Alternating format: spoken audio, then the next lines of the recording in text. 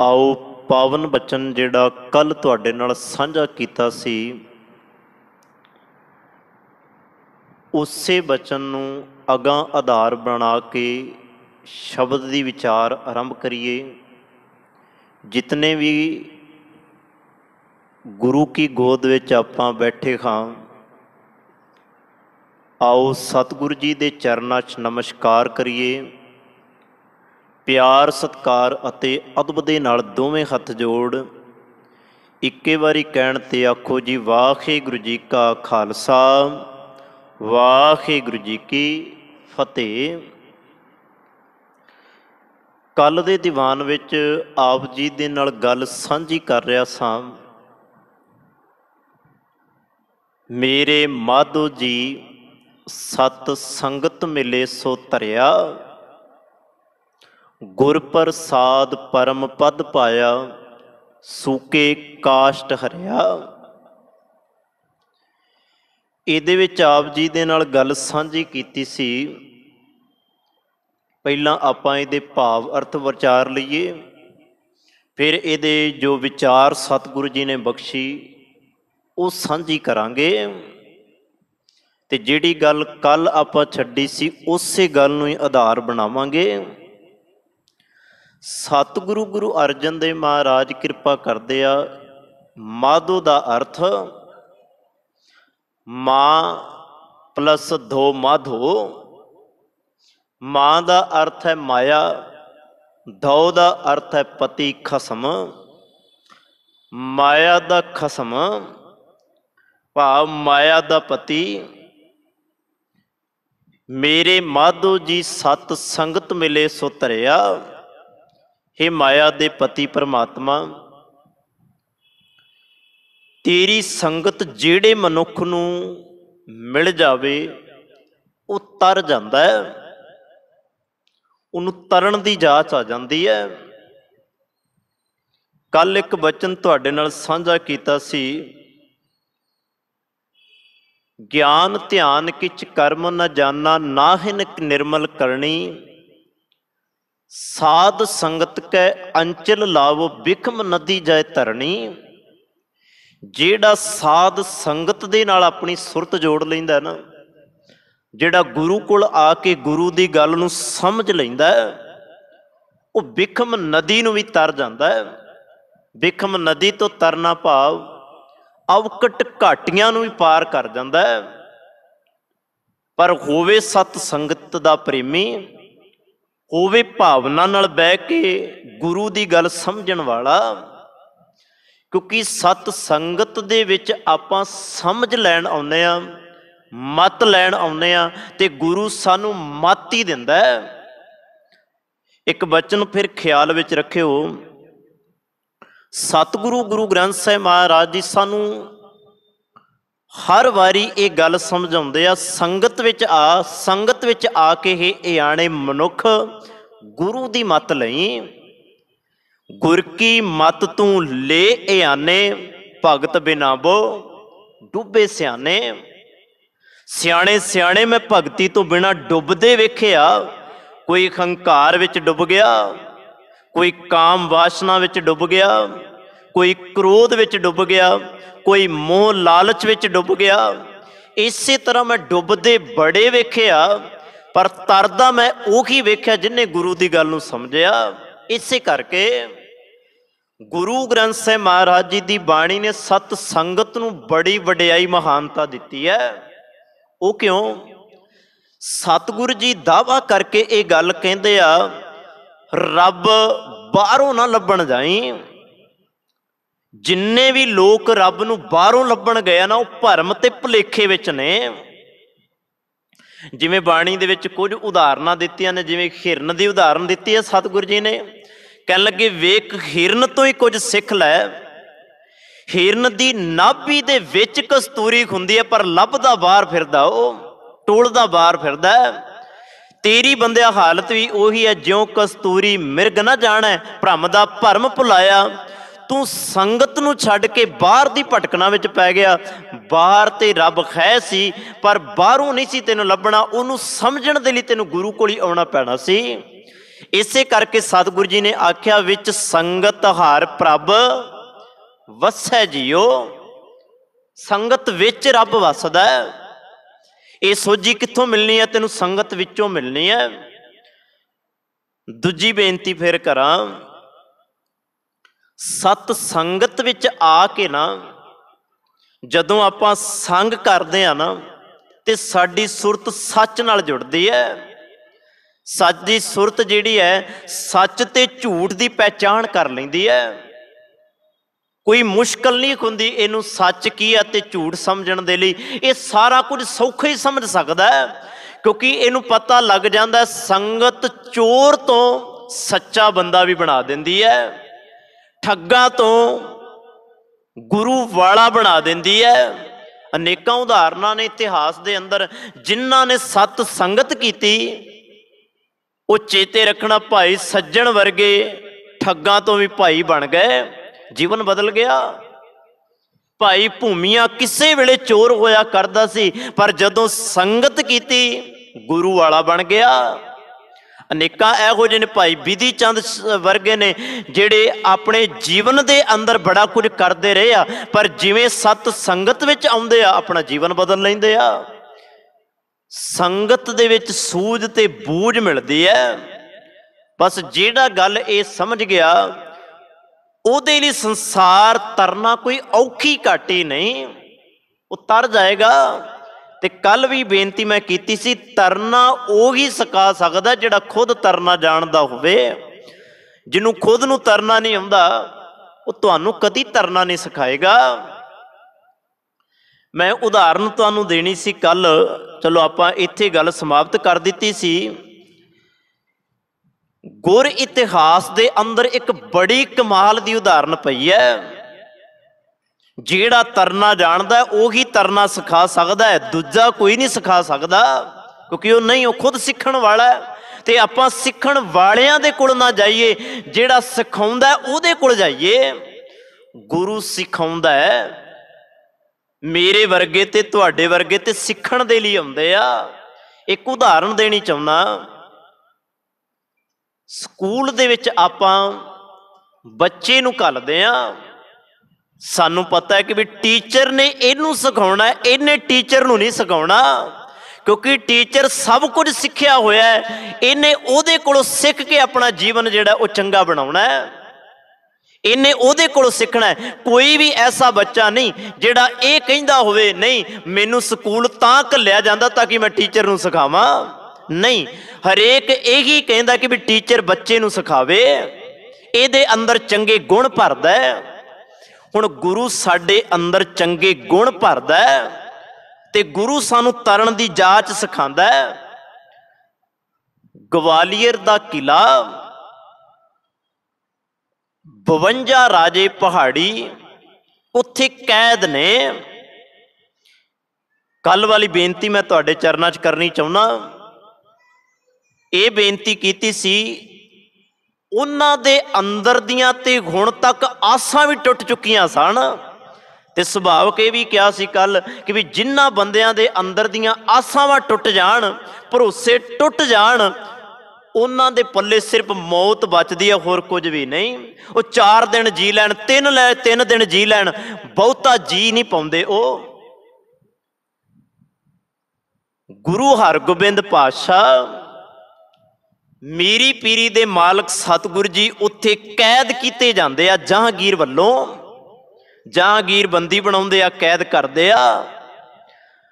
ਹੁਣ ਗਵਾਲੀਅਰ ਦੇ ਕਿਲੇ ਵਿੱਚ ਜਿਹੜੇ 52 ਰਾਜੇ ਸਨ, ਉਹਨਾਂ ਦੇ ਅੰਦਰ ਦੀ ਆਸ ਵੀ ਟੁੱਟ ਗਈ, ਉਹਨਾਂ ਦੇ ਅੰਦਰ ਦਾ ਭਰੋਸਾ ਵੀ ਟੁੱਟ ਗਿਆ।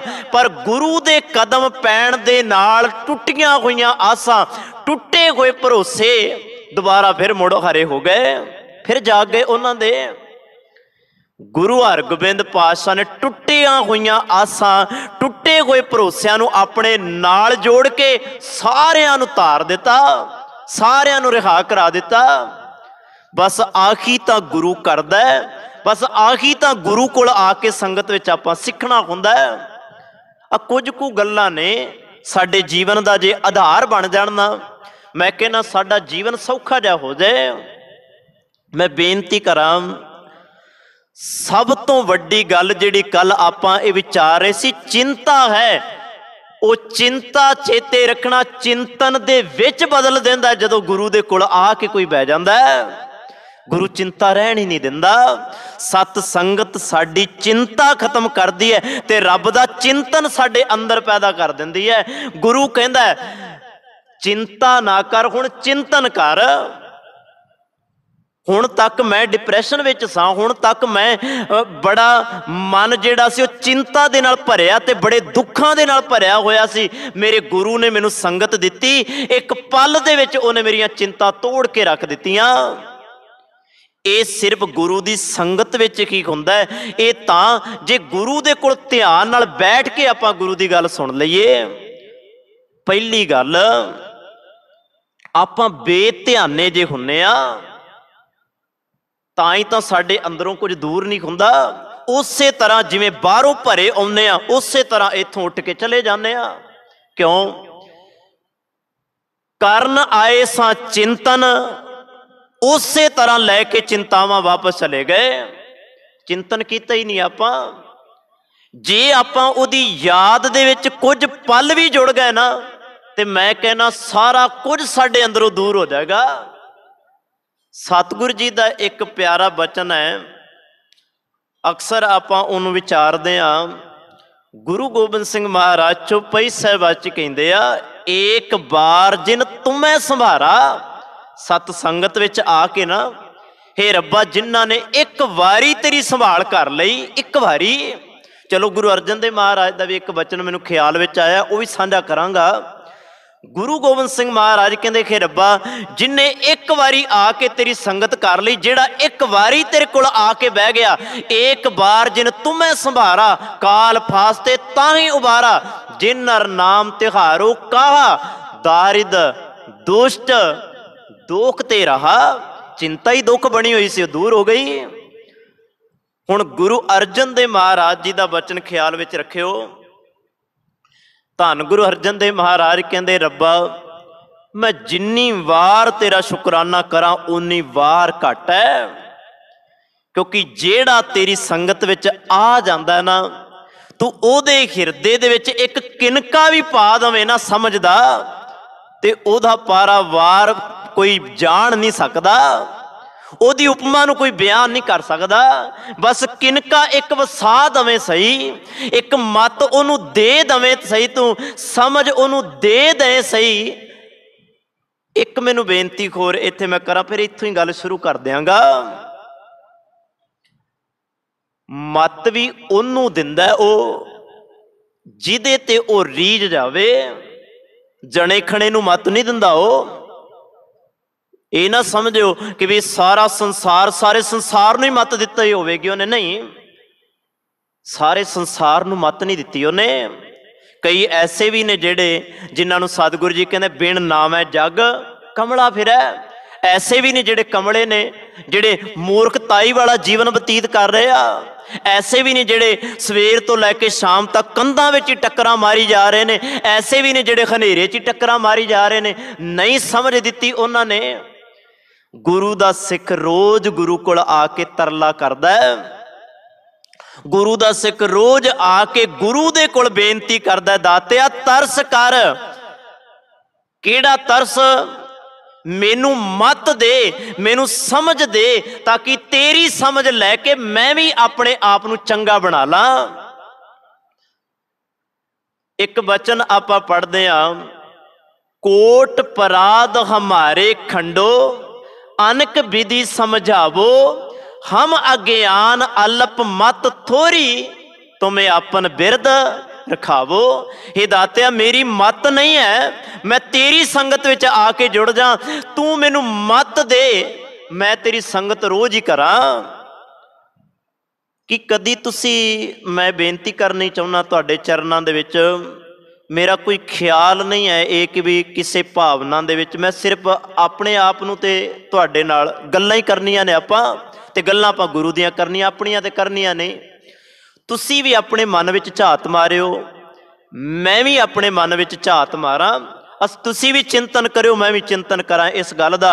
वेखीए किते पलड़ा तां नूं जा रहा किঠাਂ नूं जा रहा, असीं उतां नूं जा रहे हैं कि थल्ले नूं जा रहे हैं। कदी असीं आके गुरु दे कोलों गुरु दी मत नूं मंगिआ? असीं जदों भी गुरु कोल आउंदे हां, मैनूं माफ करना, सिर्फ असीं दुनियावी चीज़ां मंगण दे लई गुरु कोल आउंदे हां, मैनूं माफ कर दिओ। पर बाणी ने यह भी नहीं कहा कि तू मंग कुछ ना। सतगुरु जी कहते जो मंग है ठाकुर अपने ते मंग, रज रज के मंग, दाता है सारा कुछ ही तेनों देना है, क्योंकि उहदे कोल सब कुछ है। सच विच किते अपने अंदर नूं पुछियो दातिया, आया मैं बड़ी वार, मत्था मैं टेकिया बड़ी वार, परिक्रमा कीती मैं बड़ी वार, प्रसाद लिया मैं बड़ी वार, पर मैं एक चीज नहीं तेरे को लैके गया। वो पूछांगे किवें? मैं एक होर, मैनू माफ करना, मैनू बेनतियां बड़ियां याद आउंदियां। इन्ने समागम आपां करा लैने आ, साडी कौम समागमों समागमी होई रहिंदी है, वड्डे पद्धर तो लैके थल्ले जिन्ना भी है ना जी, वेखदे आ डंबर आपां। 365 दिन हुंदे आ साल दे अंदर। कई बार बेनती की आप जी दे चरनां च, 365 दिन दे विचों चलो आपां 300 कट दईए, 65 ही आपां गिण लईए कि भी आपां गुरु नूं आख्या सतगुर 65 दिन 300 कट दिते मैं तू, पर 65 दिनां दे विच जिहड़े 65 संगत विच तू मैनूं गुण सिखाए सन, मैनूं एक भी याद नहीं है। कदी तुसीं उन्हां नूं चेते रखण दी कोशिश कीती है? 300 ते मैं कढ दिते आ, सिर्फ 65 ही तुहाडे अगे रखे आ। चलो 65 दा भी तुसीं अद्धा कर लो, चलो मान लो 5 कढ दिओ, 30 रख लो, 60 दे विचों 30 रख लो। किसे नूं पूरे साल दीयां 30 गल्लां भी याद हुंदियां ने। सत संगत करन दा ते ओहदा फायदा हुंदा है जिहड़ा साल दे विच 30 गल्लां याद रख ले, ओह तां गुरु दी गल लैके चला जाएगा।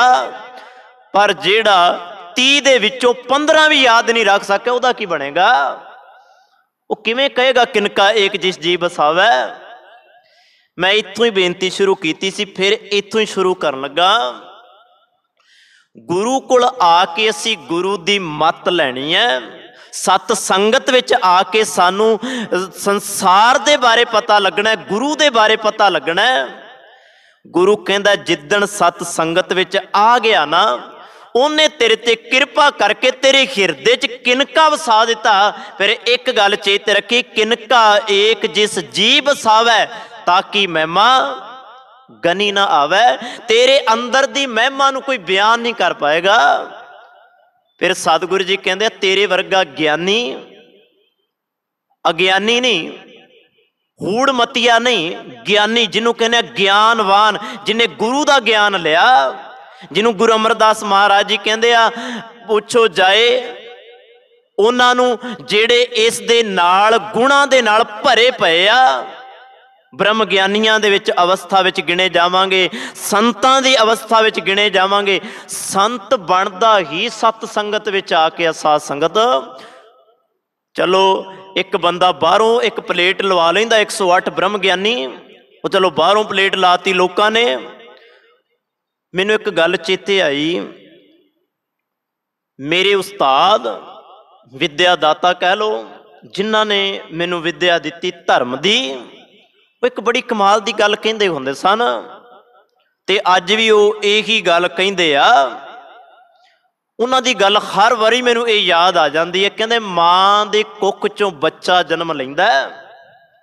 थोड़ा जिहा तवज्जो दे के सुनियो, ख्याल बड़ी कमाल दी गल है, हो सकदा है कि भी तुहानूं चंगी लगेगी।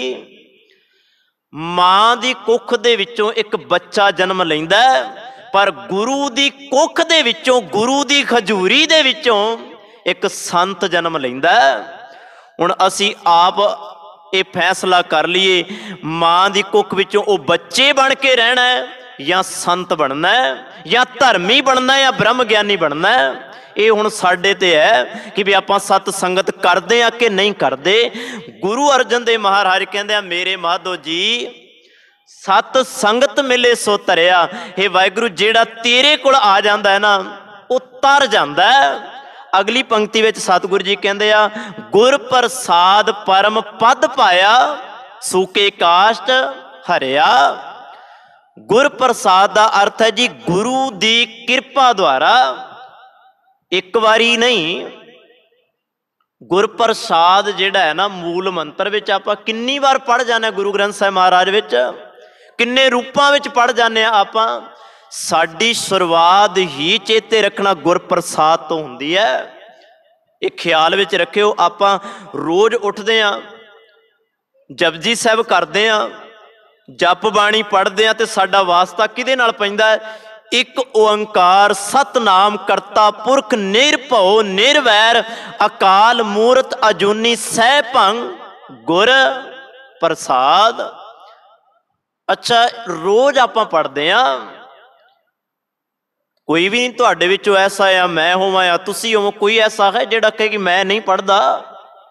कोई नहीं कहेगा कि मैं नहीं पढ़दा। तुसीं कहो सारे ही पढ़दे आ। सारिਆਂ ਨੂੰ तकरीबन ਇਹਦੇ अर्थ भी पता होणगे। हुण ख्याल करियो, तुसीं पढ़दे भी हो, तुहानूं अर्थ भी पता ने, कदी इस गल वाल अपना ध्यान लैके गए हो कि भी मैं अपने आप वाल वेखां कि गुरु दी किरपा मेरे उत्ते हो गई है?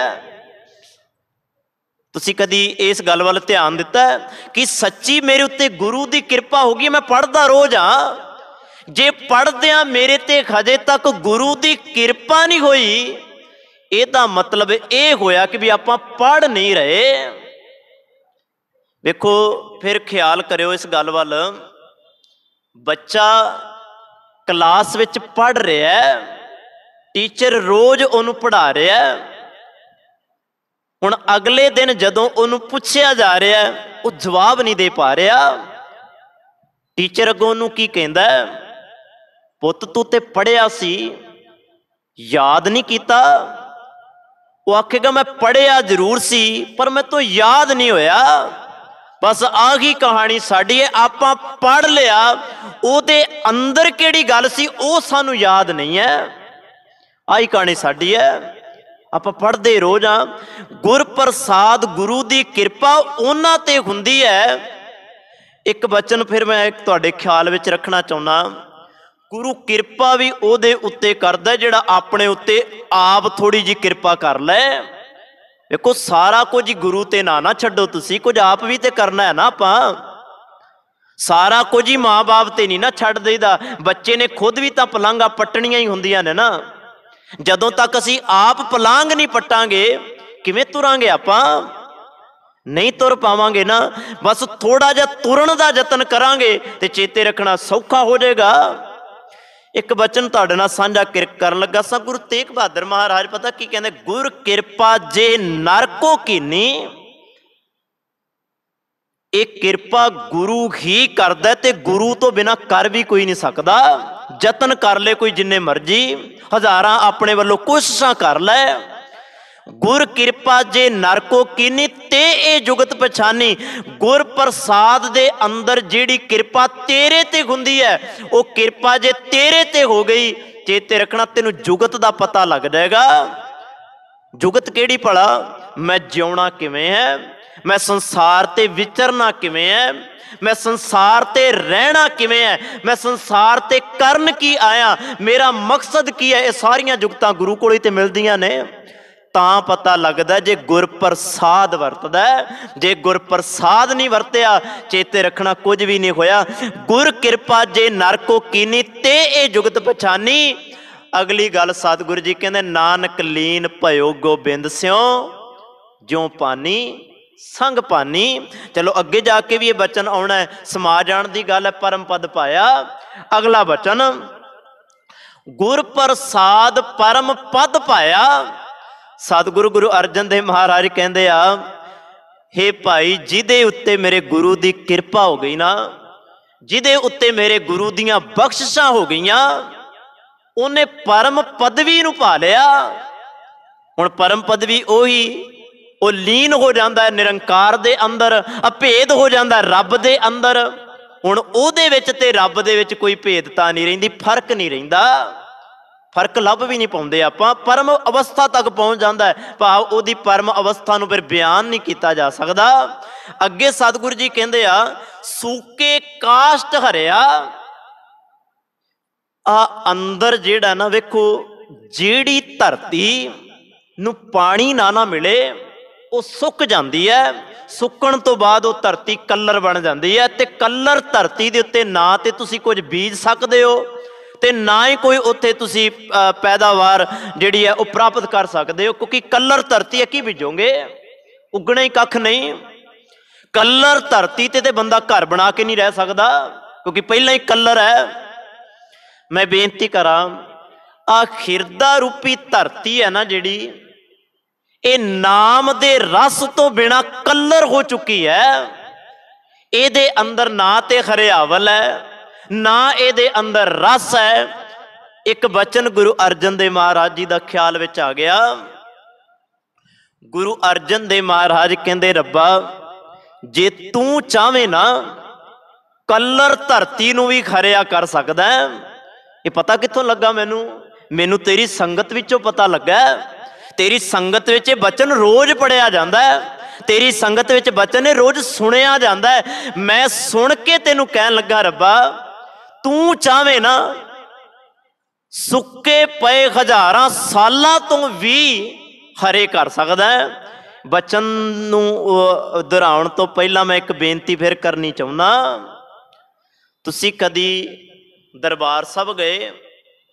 ਸਾਰੇ ਗਏ ਆ ਤਕਰੀਬਨ, ਕੋਈ ਵੀ ਐਸਾ ਨਹੀਂ ਜਿਹੜਾ ਨਹੀਂ ਗਿਆ। ਸਾਰੀ ਸਿੱਖੀ ਨਾਲ ਪਿਆਰ ਕਰਨ ਵਾਲੇ ਆ, ਸਾਰੀ ਰੋਜ਼ ਕਹਿੰਦੇ ਆ ਡਿੱਠੇ ਸਭੇ ਥਾਮ ਨਹੀਂ ਤੁਧ ਜਿਹੇ ਆ। ਉਹਦੇ ਵਰਗਾ ਕੌਣ ਹੈ ਜਿਹੜਾ ਉਹਦੇ ਦਰ ਤੇ ਹਜੇ ਨਹੀਂ ਗਿਆ, ਹਜੇ ਤੱਕ ਨਹੀਂ ਗਿਆ? ਮੈਂ ਕਹਿੰਦਾ ਉਹਦੇ ਵਰਗਾ ਭਾਗਾ ਹੀ ਕੋਈ ਨਹੀਂ। ਜਾਇਓ, ਜਦੋਂ ਜਾਓਗੇ ਨਾ, ਜਦੋਂ ਪਰਿਕਰਮਾ ਕਰਨੀ ਆ ਨਾ, ਤੁਸੀਂ ਇੱਕ ਖਿਆਲ ਕਰਿਓ, ਅੱਜ ਵੀ ਉਹ ਬੇਰੀਆਂ ਹਰੀਆਂ ਭਰੀਆਂ ਨੇ ਜਿਹੜੀਆਂ ਕਈ ਸਾਲਾਂ ਤੋਂ ਉੱਥੇ ਟਿਕੀਆਂ ਹੋਈਆਂ ਨੇ।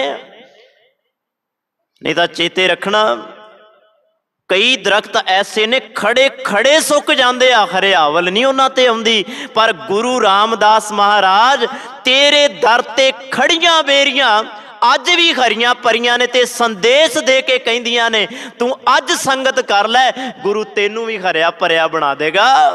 ਉਹ ਸੰਦੇਸ਼ ਦੇ ਰਹੀਆਂ ਨੇ ਸਾਨੂੰ, ਉਹ ਕਹਿ ਰਹੀਆਂ ਨੇ ਸਾਨੂੰ ਕੁਝ।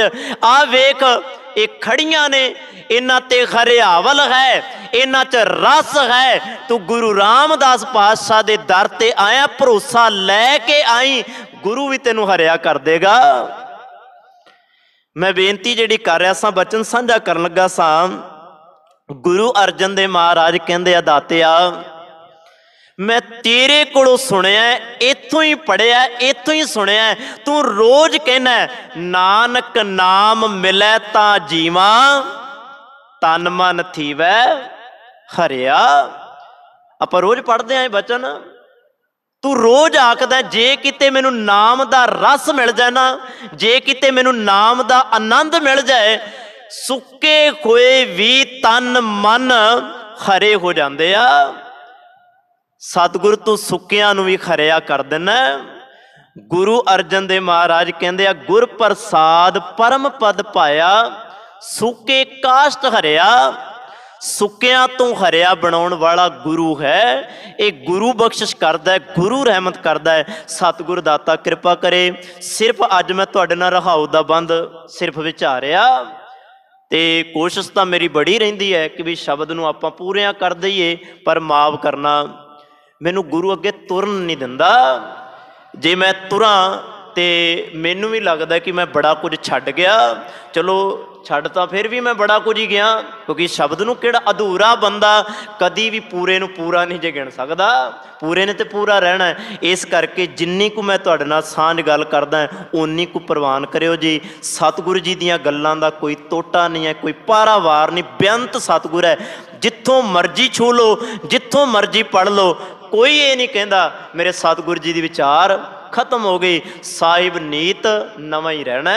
ਇੰਨੀ ਕੁ ਬੇਨਤੀ ਪ੍ਰਵਾਨ ਕਰਿਓ। ਕੱਲ੍ਹ ਦੇ ਦੀਵਾਨ ਦੇ ਅੰਦਰ ਕੋਸ਼ਿਸ਼ ਕਰਾਂਗੇ ਅਗਲੀਆਂ ਪੰਕਤੀਆਂ ਜਿਹੜੀਆਂ ਨੇ ਉਹਨਾਂ ਨੂੰ ਪੂਰੀਆਂ ਕਰਨ ਦੀ। ਭੁੱਲਾਂ ਦੀ ਖਿਮਾ। ਵਾਹਿਗੁਰੂ ਜੀ ਕਾ ਖਾਲਸਾ, ਵਾਹਿਗੁਰੂ ਜੀ ਕੀ ਫਤਿਹ।